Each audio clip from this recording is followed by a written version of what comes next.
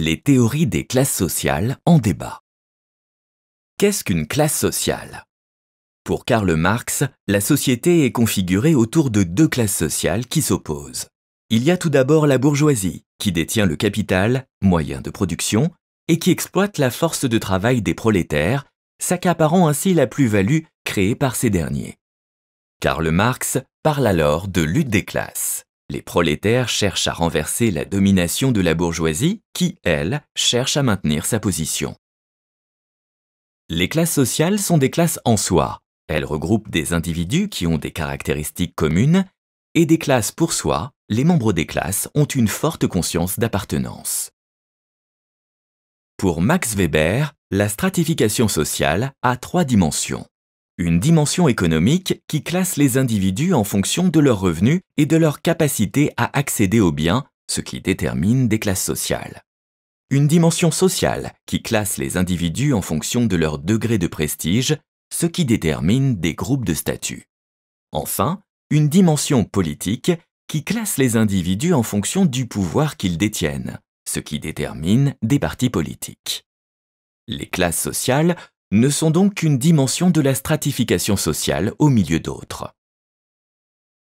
Vers la fin des classes sociales, le processus de moyennisation consiste en l'apparition d'une vaste classe moyenne qui a tendance à supplanter les autres classes.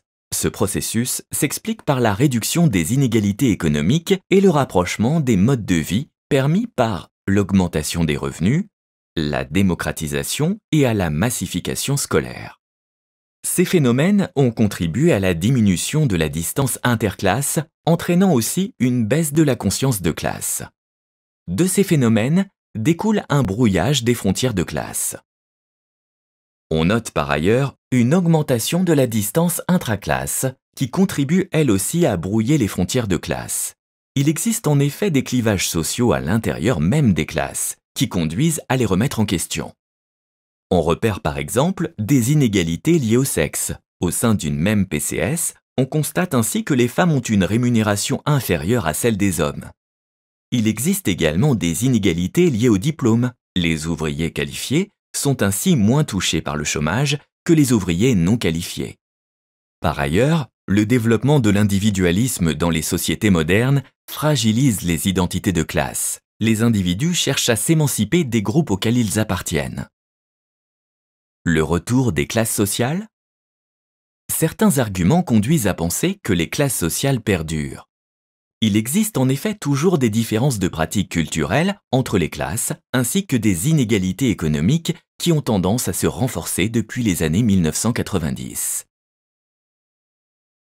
La classe populaire et la bourgeoisie sont toujours présentes dans la société française actuelle.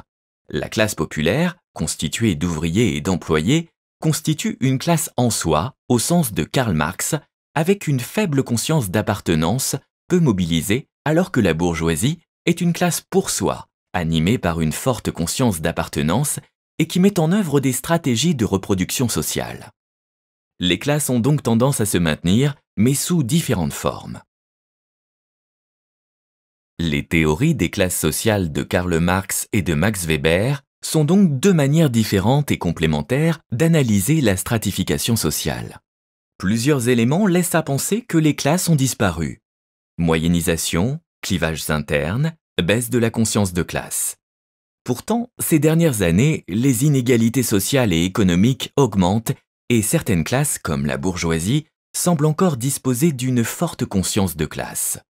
Ces faits laissent à penser qu'on assiste à un retour des classes sociales.